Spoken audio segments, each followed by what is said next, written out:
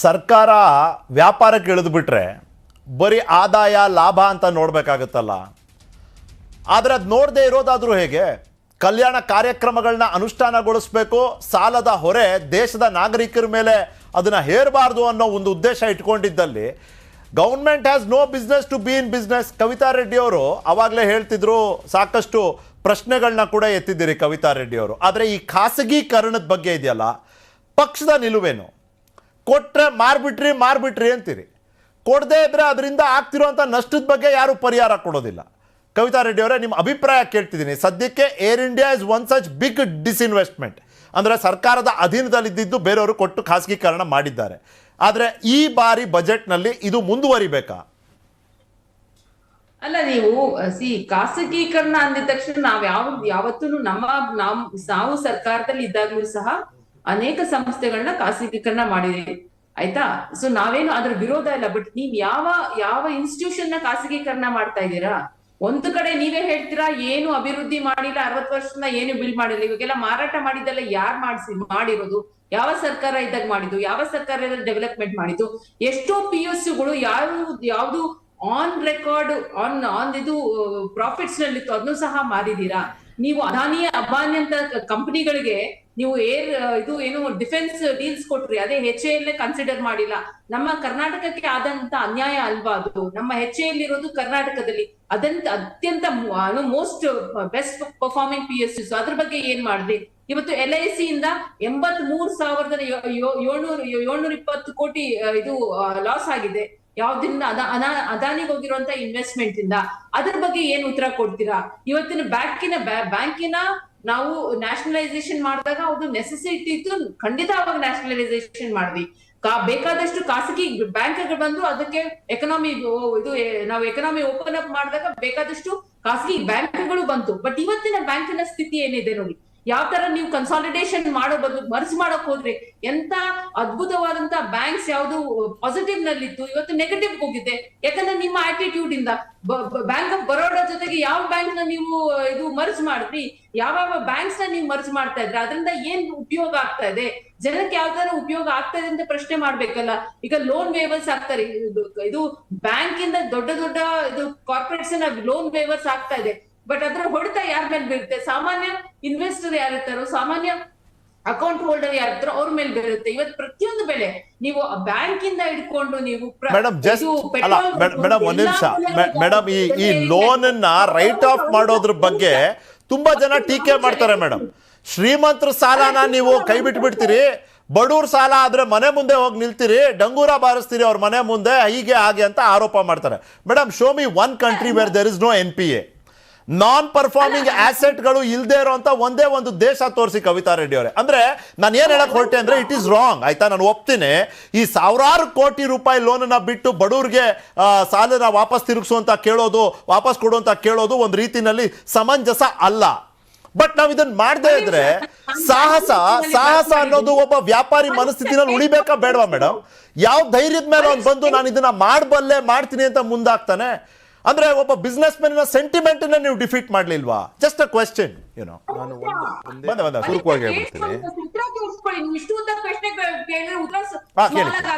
ಅಲ್ಲ, last time ನೀವು ಹಿಂಗೆ ಹೇಳಿದ್ರಿ ಮೇಡಮ್, ಆದ್ರೆ ಪ್ರಶ್ನೆಗೆ ಉತ್ತರನೇ ಕೊಡ್ಲಿಲ್ಲ, ಅದಕ್ಕಾಗಿ ಕೇಳಿದೆ. Please go ahead madam. ಒಬ್ರೇ ಮಾತಾಡ್ಬಿಟ್ರೆ ಹೇಗೆ? Go ahead. ಈಗ ನಾನ್ ಪರ್ಫಾರ್ಮಿಂಗ್ ಅಸೆಟ್ಸ್ ಪ್ರತಿಯೊಂದು ಬ್ಯಾಂಕ್ಸ್ ನಲ್ಲಿ ಇರುತ್ತೆ, ಅದಕ್ಕೊಂದು ಪರ್ಸೆಂಟೇಜ್ ಇರುತ್ತೆ. ನಾನ್ ಪರ್ಫಾರ್ಮಿಂಗ್ ಅಸೆಟ್ಸ್ ಇಷ್ಟು ಪರ್ಸೆಂಟೇಜ್ ಮೇಲೆ ಹೋಗಬಾರ್ದು ಇರುತ್ತೆ. ನಾನು ಹೇಳ್ತಾ ಇಲ್ಲ, ಎಲ್ಲಾ ಬಿಸ್ನೆಸಸ್ ಲಾಸ್ ಪ್ರಾಫಿಟ್ಸ್ ಇದ್ದೇ ಇರುತ್ತೆ. ಕೆಲವು ಬಿಸ್ನೆಸಸ್ ಈಗ ಕೋವಿಡ್ ಸಂದರ್ಭದಲ್ಲಿ ಎಷ್ಟೋ ಬಿಸ್ನೆಸಸ್ ಮುಚ್ಚೋಯ್ತು. ಸೊ ಅವೆಲ್ಲ ನಾನ್ ಪರ್ಫಾರ್ಮಿಂಗ್ ಅಸೆಟ್ಸ್ ಹೋಗುತ್ತೆ. ನಾನು ಅದ್ರ ಪ್ರಶ್ನೆ ಕೇಳ್ತಾ ಇಲ್ಲ. ನಾನ್ ಹೇಳ್ತಾ ಇರುವಂತದ್ದು, ನೀವು ಸಾಮಾನ್ಯ ಜನರಿಗೆ ಅನುಕೂಲವಾಗೋ ರೀತಿಯಲ್ಲಿ ಏನ್ ಮಾಡಿದೀರಾ? ಬ್ಯಾಂಕ್ ಮರ್ಜರ್ಸ್ ಇಂದ ಏನಾದ್ರೂ ಆಯ್ತಾ? ಪ್ರಯೋಜನ ಆಗಿಲ್ಲ, ಯಾವುದೇ ಒಂದು ಪ್ರಯೋಜನ ಆಗಿಲ್ಲ. ಇವತ್ತು banks, most of the banks are bleeding. ಯಾಕೆ? ನೀವು ಮಾಡ್ತಾರಂತ ಮರ್ಜರ್ ಪಾಲಿಸಿಯಿಂದ ಬ್ಲೀಡ್ ಆಗ್ತಾ ಇದೆ. ಇವಾಗ ನಮ್ಮ ಆರ್ಥಿಕ ತಜ್ಞರು ಹೇಳಿದ್ರು, ನೀವು ಇನ್ವೆಸ್ಟರ್ಸ್ ಇವತ್ತು ಯಾರಿದ್ದಾರೆ, ಸಾಮಾನ್ಯ ವರ್ಗದವರು ಎಲ್ಲಿ ಇನ್ವೆಸ್ಟ್ ಮಾಡ್ತಾ ಇದ್ರೆ, ಎಲ್ಲಿ ಅವ್ರ ಕೈಲಿ ಹಣ ಎಲ್ಲಿ ಹೋಗ್ತಾ ಇದೆ, ಎಲ್ಲಿ ಉಳಿತಾಯ ಆಗ್ತಾ ಇದೆ, ಎಲ್ಲಿ ಅವರು ಬ್ಯಾಂಕ್ಗೆ ಹಣ ಹಾಕ್ತಾ ಇದ್ದಾರೆ? ಈಗ ಏನಾದ್ರೂ ಅವ್ರ ಕೈಲಿ ಹಣ ಉಳಿದಿರ್ತಾರೆ ಬ್ಯಾಂಕ್ಗೆ ಹಾಕೋದು. ನೀವು ಅವ್ರು ಏನೇನ್ ಇವತ್ತು ಇದು ಇನ್ಕಮ್ ಆಗಿ ತಗೊಂತಾರೋ, ಸ್ಯಾಲ್ರಿ ಆಗಿ ತಗೊಂತಾರೋ ಅಥವಾ ಬೇಜಸ್ ಆಗಿ ತಗೊಂತಾರೋ ಅದು ಡೈರೆಕ್ಟ್ ಆಗಿ ಇದು ಸ್ಪೆಂಡಿಂಗ್ ಗೆ ಹೋಗ್ತಾ ಇದೆ ಹೊರತು ಅವ್ರ ಬ್ಯಾಂಕ್ಸ್ ಹೋಗ್ತಾ ಇಲ್ಲ. ಇವತ್ತು ಎಷ್ಟೋ ಬ್ಯಾಂಕ್ಗಳಲ್ಲಿ ಝೀರೋ ಬ್ಯಾಲೆನ್ಸ್ ಮೊದಲಿದ್ದಾಗ ಚಾರ್ಜಸ್ ಇರ್ಲಿಲ್ಲ, ಇವತ್ತು ಝೀರೋ ಬ್ಯಾಲೆನ್ಸ್ ಬಂದ್ರೆ ಅದಕ್ಕೆ ಇನ್ನೊಂದ್ 2,000 ರೂಪಾಯಿ ಚಾರ್ಜಸ್ ಹಾಕ್ತಾರೆ. ಅಂತ ಒಂದು ಪರಿಸ್ಥಿತಿ ಇದೆ ಇವತ್ತು. ಈಗ ನೀವು ಇದು ತಜ್ಞರು ಹೇಳಿದ್ರಿ, ಈಗ ಇಂಟ್ರೆಸ್ಟ್ ರೇಟ್ಸ್ ಲೋವರ್ ಯಾಕೆ ಮಾಡ್ತಾ ಇಲ್ಲ, ನಿಮ್ಮ ಇದು ಲೋನ್ಸ್ ತಗೊಂಡಾಗ ಅದು ಲೋವರ್ ಯಾಕೆ ಮಾಡ್ತೀವಿ, ಇವತ್ತು ವೆರಿ ಹೈ ಇಂಟ್ರೆಸ್ಟ್ ರೇಟ್ಸ್ ಇದೆ. ನಾವು 4-5 ವರ್ಷಗಳ ಹಿಂದೆ ಏನ್ ಕಟ್ತಾ ಇದ್ವಿ ಅದು ಡೌನ್ ಹಾಕೊಂಡ್ಬಂದು ಇವಾಗ ಅಪ್ ಆಗ್ತಾ ಇದೆ. ಇದು ಪರ್ಸೆಂಟ್ ರೇಟ್ ಇಂಟ್ರೆಸ್ಟ್ ಹೇಗ್ ಜಾಸ್ತಿ ಆಗುತ್ತೆ, ಅದು ಹೌಸಿಂಗ್ ಇದಕ್ಕೆ ಇದು ಇಂಪಾರ್ಟೆನ್ಸ್ ಕೊಟ್ಟಾಗ, ಮತ್ತೆ ಎಕನಾಮಿ ಡೆವಲಪ್ ಆಗ್ಬೇಕು ಅಂದ್ರೆ ರಿಯಲ್ ಎಸ್ಟೇಟ್ ಡೆವಲಪ್ಮೆಂಟ್ ಕೊಡ್ಬೇಕು ಅಂದಾಗ ಮತ್ತೆ ಎಲ್ಲಿಂದ ಕೊಡ್ತಾ ಇದ್ರಿ? What benefits you are giving for the economy to flow? Fair enough. You asked it. You said it, madam. ನೀವು ಹೇಳಿದ್ದೀರಿ. ಇದು ಬರುವವರಿಗೆ ಹೊಡ್ತಾ ಇದೆ ಹೊರತು ಬೆನಿಫಿಟ್ಸ್ ತೋರಿಸ್ಬೇಕು. ಈಗ ಆದ್ರೆ ಎಕನಾಮಿಗೂ ಬೆನಿಫಿಟ್ ಆಗುತ್ತೆ. ಇವಾಗ ನಾವು ಹೇಳ್ತೀವಿ, ನಮ್ಮ ಸರ್ಕಾರ ಹೇಳುತ್ತೆ ಜನರ ಕೈಯಲ್ಲಿ ಹೆಚ್ಚಾಗಿ ಹಣ ಇದ್ದಷ್ಟು ಎಷ್ಟು ಸುಳ್ಳು ಹೇಳ್ತೀರಾ ಬಿಡಿ ಮೇಡಮ್. ಮೇಡಮ್ ಒಂದ್ ನಿಮಿಷ, ಮೇಡಮ್ ಯು ಸೆಡ್ ಇಟ್ ಅಲ್ಲ, ಒಂದ್ ನಿಮಿಷ. ಈ ಅಫೋರ್ಡೆಬಲ್ ಹೌಸ್ ಅಲ್ಲ, ಮಾತಾಡ್ತೀನಿ ಮೇಡಮ್ ಒಂದ್ ನಿಮಿಷ. ಮೇಡಮ್ ಆಯ್ತು, ಕವಿತಾ ರೆಡ್ಡಿ ಅವರೇ ನೀವು ಹೇಳಿದ್ದೀರಿ ಮೇಡಮ್. ನಾನು ಎಷ್ಟು ಉದ್ದ ಪ್ರಶ್ನೆ ಕೇಳಿದೆ ಅದ್ರ 3ರಷ್ಟು ಉದ್ದ ನೀವು ಉತ್ತರ ಕೊಟ್ಟಿದ್ದೀರಿ. ಒಂದ್ ನಿಮಿಷ ಮೇಡಮ್, ಪ್ಲೀಸ್ 1 ಸೆಕೆಂಡ್. ಅಶೋಕ್ ಗೌಡ್ರೆ, ಅಶೋಕ್ ಗೌಡ್ರೆ ಅವ್ರು ಹೇಳೋದ್ರಲ್ಲಿ ಒಂದೇ ಒಂದು ಅರ್ಥ ಆಯ್ತಾ? ಬೇಸಿಕ್ ನನ್ಗೆ ಅರ್ಥ ಆಗಿದ್ದು ಇಷ್ಟೇ. ಮಧ್ಯಮ ವರ್ಗದವರ ಅಕೌಂಟ್ ನಲ್ಲಿ, ಅವರ ಜಾಬ್ ನಲ್ಲಿ ನೀವು ದುಡ್ಡು ಬಿಟ್ರೆ ಆ ದುಡ್ಡನ್ನ ಅವ್ರು ಒಂದಷ್ಟು ಉಳಿಸ್ಕೋತಾರೆ, ಒಂದಷ್ಟು ಖರ್ಚು ಮಾಡ್ತಾರೆ. ಈ ಖರ್ಚಿಂದ ಎಕನಾಮಿಕ್ ಆಕ್ಟಿವಿಟಿಗೆ ಒಂದು ರೀತಿಯಲ್ಲಿ ಬೂಸ್ಟರ್ ಡೋಸ್. ಇದರಿಂದ ಎಲ್ಲ ವರ್ಗದ ಜನರ ಜೀವನದ ಗುಣಮಟ್ಟ ವೃದ್ಧಿ ಆಗುತ್ತೆ. What is wrong? ಇವರು 2014ಕ್ಕಿಂತ ಹಿಂದೆ 33 ಲಕ್ಷ ಕೋಟಿ ಡೆಪಾಸಿಟ್ಸ್ ಇತ್ತು. ಇವತ್ತು 99 ಲಕ್ಷ ಕೋಟಿ ಡೆಪಾಸಿಟ್. ಅದರಲ್ಲಿ 72 ಲಕ್ಷ ಕೋಟಿಗಳನ್ನು ಲೋನನ್ನ ಮತ್ತೆ ಜನಗಳು ಕೊಟ್ಟು ಮತ್ತೆ ಎಕನಾಮಿಕ್ ಆಕ್ಟಿವಿಟಿಗೆ ಅಭಿವೃದ್ಧಿ ಕಾರ್ಯಕ್ಕೆ ಹೋಗ್ತಿದೆ. ಇವರಿದ್ದಾಗ NPA ಏನಿತ್ತು 6.1% NPA ಆಗ್ತಿತ್ತು ಪ್ರತಿ ಬ್ಯಾಂಕಲ್ಲಿ. ನಮ್ಮ ಸರ್ಕಾರ ಅವಧಿ ಬಂದ ಮೇಲೆ 1.3% NPS ಇನ್ಕ್ಲೂಡಿಂಗ್ ಕೋವಿಡ್ ಟೈಮ್. ಆಯಿತಾ? ಇದು ನಮ್ಮ ಬದ್ಧತೆ. ಇದು ನಮ್ಮ ಮುದ್ರಾ ಸ್ಕೀಮ್ಸ್ನಲ್ಲಿ ನಾವು ಕೊಟ್ಟಿರ್ತಕ್ಕಂತಹ ಮುದ್ರಾ ಸ್ಕೀಮ್ಸ್ನಲ್ಲಿ ಕರ್ನಾಟಕದ ಒಂದರಲ್ಲಿ 53 ಲಕ್ಷ ಜನಕ್ಕೆ, ಈ ಶ್ರಮ್ ಯೋಜನೆಯಲ್ಲಿ 96 ಲಕ್ಷ ಜನಕ್ಕೆ ನಾವು ಬೆನಿಫಿಟ್ನ ಒದಗಿಸಿದ್ದೀವಿ. ಅಂದರೆ 1, 2, 3 ಅಲ್ಲ, ಇವರು ಬರೀ ಗೂಬೆ ಕೂರಿಸಿ BJP ಸರ್ಕಾರನ ಇಲ್ಲದ ಸಲ್ಲದನ್ನು ಆರೋಪ ಮಾಡ್ತಿದ್ದಾರೆ ಹೊರತು ಕಾಂಗ್ರೆಸ್ನವ್ರಿಗೆ ನಂಬರ್ಸ್ ಆ್ಯಂಡ್ ಫ್ಯಾಕ್ಟ್ಸ್ ಸಮೇತ ನಾವು ಕೊಡ್ತೀವಿ ಯಾವ ರೀತಿಯ ಡೆವಲಪ್ಮೆಂಟ್ ಆಗಿದೆ ಅಂತ. ನೀವು ಒಂದೇ ಒಂದು ನೋಡಿ, ಬಡ್ಜೆಟ್ನ ಸೈಜು ಟ್ರಿಪಲ್ ಆಗಿದೆ ಬಡ್ಜೆಟ್ ಸೈಜು ನಿಮ್ಮ ಅವಧಿಗೆ. ಒಂದ್ ನಿಮಿಷ ಮೇಡಮ್, ಆಗ್ಲಿಂದ ಇಷ್ಟುದ್ದ ಬಿಟ್ಟಿದ್ದೀರಾ? ಒಂದ್ ನಿಮಿಷ, ಇಷ್ಟುದ್ದ ಬಿಟ್ಟಿದ್ದೀರಾ? ಆಯ್ತು, ನಾನು ಒಂದು ಸ್ವಲ್ಪ ಸತ್ಯನ ಫ್ಯಾಕ್ಟ್ಸ್ ಹೇಳ್ತೀನಿ. ನಾನು ನಿಮ್ಮಷ್ಟು ಟೈಮೇ ತಗೊಳ್ಳಲ್ಲ. ಆಮೇಲೆ ನೀವು ಒಂದು ಡಿಮ್ಯಾಂಡ್ ಆ್ಯಂಡ್ ಸಪ್ಲೈಗೆ ಇವರಿದ್ದ ಕಾಲದಲ್ಲಿ ರಿಯಲ್ ಎಸ್ಟೇಟ್ ಇರ್ಬೋದು ಅಥವಾ ಅಗ್ರಿಕಲ್ಚರಲ್ ಸೆಕ್ಟರ್ ಇರ್ಬೋದು, ಬೇರೆ ಇರ್ಬೋದು, ಎಷ್ಟು ಗ್ಯಾಪ್ ಇತ್ತು ಅಂತ ಹೇಳಿ. Almost 8 to 12% gap. ನಮ್ಮ ಅಂದರೆ ಡಿಮ್ಯಾಂಡ್ ಆ್ಯಂಡ್ ಸಪ್ಲೈಗೆ ಇಷ್ಟು ಗ್ಯಾಪ್ ಬಂದಾಗ ಏನಾಗ್ತದೆ, ಇದರ ಪ್ರೈಸ್ ಸಿಗಲ್ಲ ಅಥವಾ ಡಿಮ್ಯಾಂಡ್ ಜಾಸ್ತಿಯಾಗಿ ಪ್ರೈಸ್ ಜಾಸ್ತಿ ಆಗಿಬಿಡುತ್ತೆ. ನಮ್ಮ ಸರ್ಕಾರದ ಅವಧಿನಲ್ಲಿ ಡಿಮ್ಯಾಂಡ್ ಆ್ಯಂಡ್ ಸಪ್ಲೈ ಗ್ಯಾಪ್ ಏನಿದೆ ಕೇವಲ 1 to 2% ಮ್ಯಾನೇಜ್ ಆಗ್ತಿದೆ. ಇದ್ರ ಜೊತೆಗೆ ನಮ್ಮ inflation rate, average inflation rate ಏನಿದೆ 6.1%, ಆವ್ರೇಜ್ ಗ್ರೋತ್ ಏನಿದೆ 7.2% ಇದ್ದೀವಿ. ಅಂದರೆ ಅರ್ಥ ನಾವು ಗ್ರೋ ಆಗ್ತಿದ್ವಿ, ಪಾಸಿಟಿವ್ ಆಗಿ ಗ್ರೋ ಆಗ್ತಿದ್ವಿ. ಇಷ್ಟು ಜನಸಾಮಾನ್ಯರಿಗೆ ಅರ್ಥ ಆಗ್ತಕ್ಕಂಥ ವಿಚಾರ. ಅದು ಬಿಟ್ಟು ನೀವು ಫಿಸಿಕಲ್ ಡೆಫಿಷಿಟ್ ಬಗ್ಗೆ ಮಾತಾಡ್ತೀರಾ ಅಥವಾ ನೀವು ಬಡ್ಜೆಟ್ ಸೈಜ್ ಬಗ್ಗೆ ಮಾತಾಡ್ತೀರಾ, ರೆವಿನ್ಯೂ ರಿಸಿಪ್ಟ್ಸ್ ಬಗ್ಗೆ ಮಾತಾಡ್ತೀರಾ, ಎಲ್ಲದರಲ್ಲೂ ಸಹ ಇವರ ಸರ್ಕಾರಕ್ಕಿಂತ ನಮ್ಮ ಸರ್ಕಾರದ 9 ವರ್ಷಗಳ ಅವಧಿನಲ್ಲಿ ನಾವು ಮಾಡಿರ್ತಕ್ಕಂಥದ್ದು 2-4% ಜಾಸ್ತಿ ಆಗಿದೆ. ಅಂದರೆ ಫಿಸಿಕಲ್ ಡೆಫಿಷಿಟ್ 2-4% ಕಡಿಮೆ ಆಗಿದೆ. ಮಿಕ್ಕಿದೆಲ್ಲವೂ ಸಹ ಗ್ರೋತ್ ಫ್ಯಾಕ್ಟರ್ ಜಾಸ್ತಿ ಆಗ್ತಾ ಇದೆ. ಅಲ್ಲ ಚರಣ್ ಗೌಡ್ರೆ, ಅಶೋಕ್ ಗೌಡ್ರೆ ಹೆಂಗೆ ಹೇಳ್ತಾರೆ ಅಂದ್ರೆ ಸರ್ಕಾರ ಮಾತ್ರ ಮಾಡಿರೋದು, ನಾವು ಜನ ಏನು ಮಾಡ್ಲೇ ಇಲ್ಲ. ಈಗ 100 ಯೂನಿಕಾರ್ನ್ ಬಗ್ಗೆ ಬಹಳ ಹೆಮ್ಮೆಯಿಂದ ಹೇಳಿದ್ರು ಅಶೋಕ್ ಗೌಡ್ರು. ಆ 100 ಯೂನಿಕಾರ್ನ್ ಸರ್ಕಾರ ಸೇರಿಸ್ಕೊಂಡಿದೀವಲ್ಲ, ಜನ ಮಾಡಿರೋದು, ಜನ ಮಾಡಿದರೆ. ಓವರ್ ಆಲ್ ಆರ್ಥಿಕ ವ್ಯವಸ್ಥೆಯನ್ನ ವೃದ್ಧಿ ಆಗಿದೆ, ಒಂದು ಬೂಸ್ಟರ್ ಡೋಸ್ ಸಿಕ್ಕಿದೆ, ಬೇರೆ ರೀತಿ ಉದ್ಯಮಗಳು ಉಟ್ಕೊಂಡ್ ಬರ್ತಿದೆ. ಆದ್ರೂ ಚರಣ್ ಗೌಡ್ರೆ, ನಾನು ಅಫೋರ್ಡೆಬಲ್ ಹೌಸಿಂಗ್ ಬಗ್ಗೆ ಒಂದು ಮಾತಾಡಬೇಕು. ರುದ್ರಮೂರ್ತಿ ಅವ್ರ ಹತ್ರ ಬಂದೆ ಒಂದೇ ಒಂದು ನಿಮಿಷದಲ್ಲಿ. ಚರಣ್ ಗೌಡ್ರೆ, ನೀವು 2 ಪಕ್ಷಗಳ ಮಾತನ್ನ ಕೇಳಿದ್ದೀರಿ. ಮಧ್ಯಮ ವರ್ಗ, ಬಡವರ್ಗ, ಕೃಷಿ ಇಲಾಖೆ, ಈ ಮಾತನ್ನು ಕೇಳಿದ್ದೀರಿ. ನಿಮ್ಮ ಪಕ್ಷದ ನಿಲುವೇನಾಗಿದೆ? ಇಲ್ಲ ಸರ್, ಈಗ ನಮ್ಮ ಅಶೋಕ್ ಗೌಡ್ರು ಹೇಳ್ತಾ ಇದ್ರು, ನಮ್ಮ ಸರ್ಕಾರ ಬಂದ ಮೇಲೆ ಫಿಸಿಕಲ್ ಡೆಫಿಸಿಟ್ಟು ಮತ್ತು ರೆವಿನ್ಯೂ ರಿಸಿಪ್ಟ್ಸ್ ಎಲ್ಲ ತುಂಬ ಚೆನ್ನಾಗಿ ಮ್ಯಾನೇಜ್ ಮಾಡಿದ್ದೀವಿ. 1% ಮಾತ್ರ ಆಗಿರೋದು. Banks are managed well. ಅದು NPAಗಳು 1.1. ಆಮೇಲೆ ತಾವು ಹೇಳ್ತಾ ಇದ್ದೀರಾ ಏನು ವಿಷಯ ಇಲ್ಲ, ಇಂಡಸ್ಟ್ರಿಯಲ್ಲಿ ಏನೋ ಇನೋವೇಷನ್ ಮಾಡಬೇಕು, ಒಬ್ಬ ಯಾರೋ ಅಚೀವ್ಮೆಂಟ್ ಮಾಡಬೇಕು ಅಂದಾಗ ಡೆಫಿನೆಟ್ಲಿ ಬ್ಯಾಂಕಿಂಗ್ ಸಪೋರ್ಟ್ ಮಾಡಬೇಕು ಅಂತ. ನಮ್ಮ ದೇಶದಲ್ಲಿ ಪ್ರಾಬ್ಲಮ್ ಏನಂದರೆ ಎಲ್ಲ ಇನೋವೇಷನ್ ಮಾಡೋಕ್ಕೆ, ಅಚೀವ್ಮೆಂಟ್ ಮಾಡೋಕ್ಕೆ ಬರೀ ಗುಜರಾತೀಸ್ಗೆ ಮಾತ್ರನೇ ಲೋನ್ ಸಿಕ್ಕಿದೆ, ಬೇರೆ ಯಾರಿಗೂ ಸಿಕ್ಕಿಲ್ಲ. ನಂಬರ್ 1 ಇಡೀ ಸರ್ ನಾನು ಮಾಡಿಲ್ಲ. ಅವ್ರು ಈಗ ತಾನೇ ಹೇಳಿದ್ರು ಕರ್ನಾಟಕದ ಲೆಕ್ಕ 53 ಲಕ್ಷ ಜನಕ್ಕೆ ಲೋನ್ ಕೊಟ್ಟಿದೆ, ಮುದ್ರಾ ಸ್ಕೀಮ್ ಅಲ್ಲಿ ಲೋನ್ ಕೊಟ್ಟಿದೆ ಸರ್. ಎಷ್ಟು ಅಂತ ಹೇಳಲ್ಲ, ದಟ್ ಈಸ್ ವೇರ್ ದೇರ್ ಅದ್ರಲ್ಲಿ ಅಪ್ಪರ್ ಲಿಮಿಟ್ 10 ಲಕ್ಷ ಬಿಡಿ, ಅದಕ್ಕಿಂತ ಜಾಸ್ತಿ ಇಂಟೆಲಿಜೆಂಟ್ ಅನ್ನೋದು ಅಲ್ಲ. 10 ಲಕ್ಷಕ್ಕಿಂತ ಜಾಸ್ತಿ ಕೊಡಕ್ ಆಗೋದಿಲ್ಲ ಬಿಡಿ. ಅದ್ರ 53,000 ಕೋಟಿ ಸಾಲ ಇದ್ದಿದ್ದು ಇವತ್ತು 1,56,000 ಲಕ್ಷದ ಕೋಟಿ ಸಾಲ ಇದೆ ಇವತ್ತು. ಯಾಕೆ ಸಾಲ ಆಯಿತು ಅಂತ ಹೇಳಲ್ಲ ಇವರು. ಬರೀ ಯಾವಾಗಲೂ ಒಂದು technical name, physical deficit versus revenue receipts. ಆಯ್ತಪ್ಪ, ಕಾಮನ್ ಮ್ಯಾನ್ಗೆ ಅರ್ಥ ಆಗಲಿ. ನಾವು ಬಂದಾಗ ಈ ದೇಶದ ಸಾಲ 53,000 ಕೋಟಿ ಇತ್ತು, ಇವತ್ತು ನಾವು 1,56,000 ಕೋಟಿ ಸಾಲಕ್ಕೆ ತಂದಿದ್ದೀವಿ. ದಟ್ ಮೀನ್ಸ್ ನಾವು ಬಾರೋಯಿಂಗ್ ಜಾಸ್ತಿ ಮಾಡ್ತಾ ಇದ್ದೀವಪ್ಪ. ಇನ್ವೆಸ್ಟ್ಮೆಂಟ್ ಅದಾನಿಗೋ ಅಂಬಾನಿಗೋ ಎಲ್ಲೋ ಮಾಡಿಕೊಡ್ತಾ ಇದ್ದೀವಿ. ಅದನ್ನು ಈ ದೇಶಕ್ಕೆ ಹೇಳಬೇಕಲ್ಲ ಸರ್. ಇದನ್ನು ಬರೀ ಟೆಕ್ನಿಕಲ್ ವರ್ಡ್ಸ್ ಹೇಳಿದ್ರೆ ಕಾಮನ್ ಮ್ಯಾನ್ಗೆ ಹೆಂಗೆ ಅರ್ಥ ಆಗುತ್ತೆ? ಕಾಮನ್ ಮ್ಯಾನ್ಗೆ ರೀಚ್ ಆಗೋ ಥರ ಹೇಳಬೇಕು. ಲಾಸ್ಟ್ ಇಯರ್ ಬಜೆಟಲ್ಲಿ ನಾವು ಒಂದು 14 ಲಕ್ಷ ಮನೆ ಕಟ್ತೀವಿ ಅಂತ ಹೇಳಿದ್ವಿ, ಒಂದು 10% ಸಾಧನೆ ಮಾಡಿದ್ದೀವಿ, 1.5 ಲಕ್ಷ ಕಟ್ಟಿದ್ದೀವಿ. ಒಂದು 50,000 ಅಂಗನವಾಡಿ ಕಟ್ತೀವಿ ಅಂತ ಹೇಳಿದ್ವಿ, ಒಂದು ಬರೀ 7,000 ಕಟ್ಟಿದ್ದೀವಿ. This also achievement. ಹೇಳ್ಬೇಕಾದ್ರೆ ಸರ್ ಏನಾಗುತ್ತೆ ಚರಣ್ ಗೌಡ್ರು, ನೀವು ಮಾತಾಡ್ಬೇಕಾದ್ರೆ ಹೇಳಿದ್ರಿ ಸರ್, ಈ ಉದ್ಯಮಿಗಳನ್ನ ನಾವು ಎಷ್ಟು ಕೇವಲವಾಗಿ ಮಾತಾಡ್ಬಿಡ್ತೀವಿ. ಈ ದೇಶದ ಬೆಳವಣಿಗೆನಲ್ಲಿ ಅವರ ಪಾತ್ರವನ್ನ ನಾವು ಒಂದು ರೀತಿ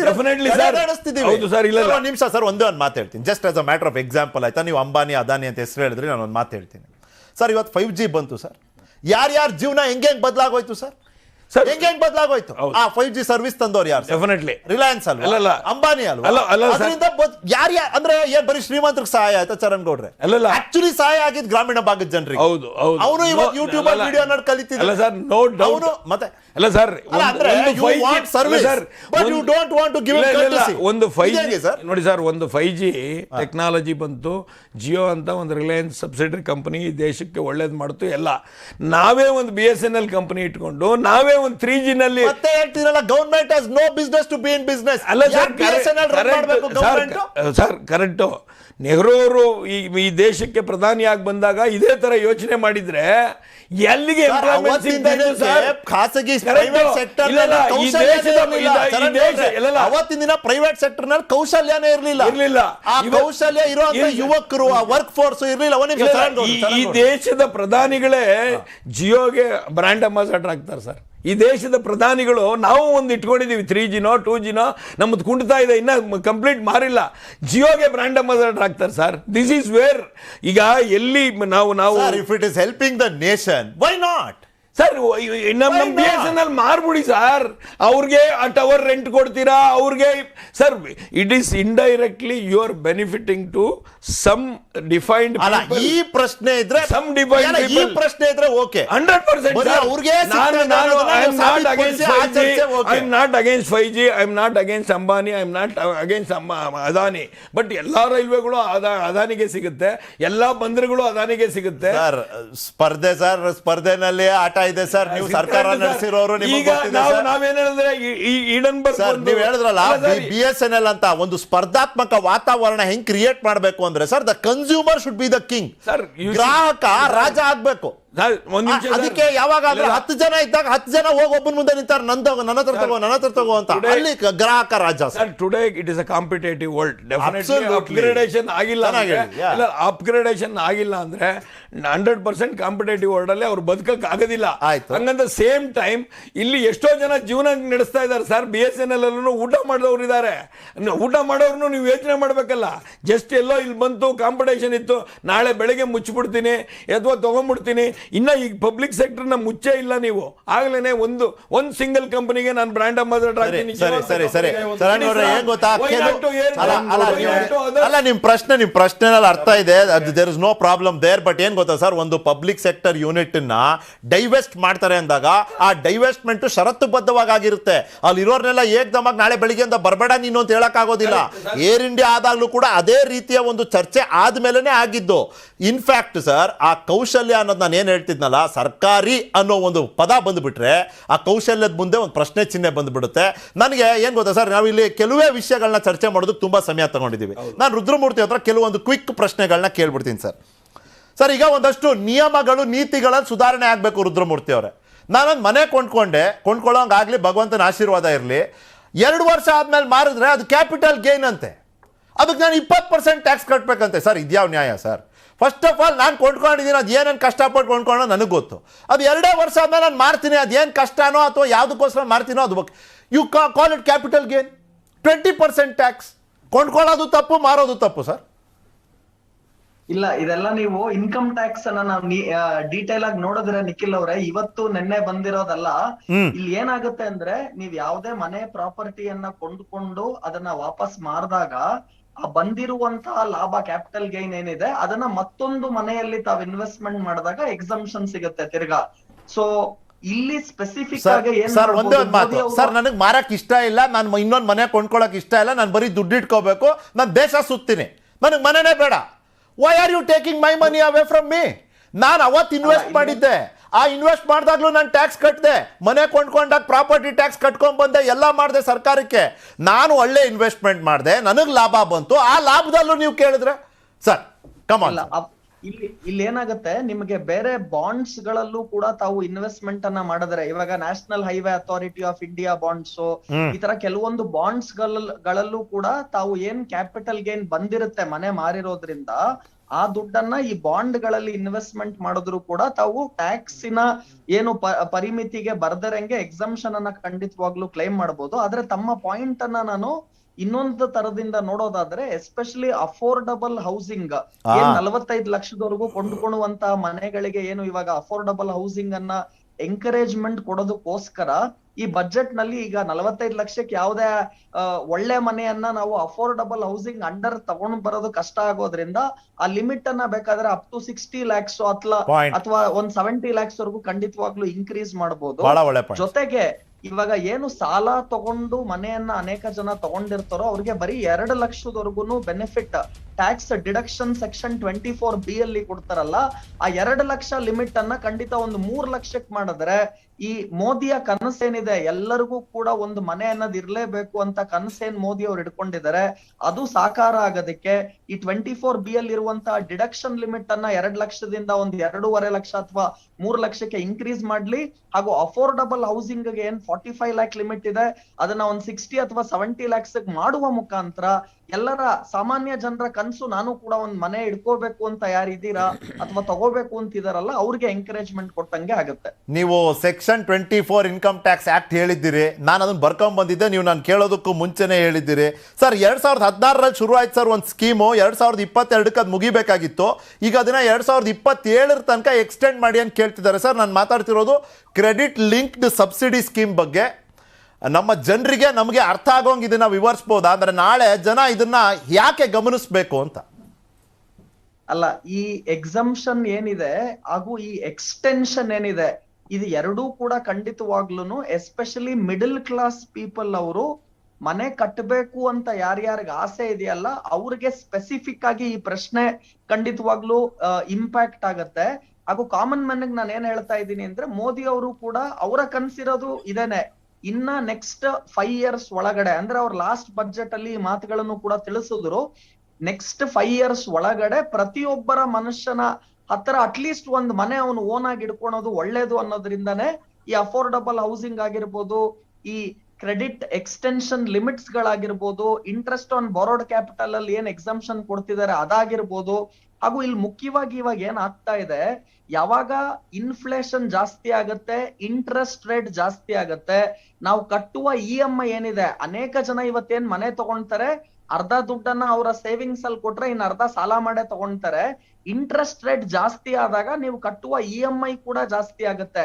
ಹಾಗಾಗಿ ಇಂಥ ಡಿಡಕ್ಷನ್ ಹಾಗೂ ಎಕ್ಸಂಪ್ಷನ್ಸ್ ಗಳನ್ನ ಕೊಡುವ ಮುಖಾಂತರ ನೀವು ಖಂಡಿತವಾಗ್ಲೂ ಹೋಮ್ ಬಯರ್ಸ್ಗೆ ಎಂಕರೇಜ್ಮೆಂಟ್ ಅನ್ನ ಕೊಡಬಹುದು.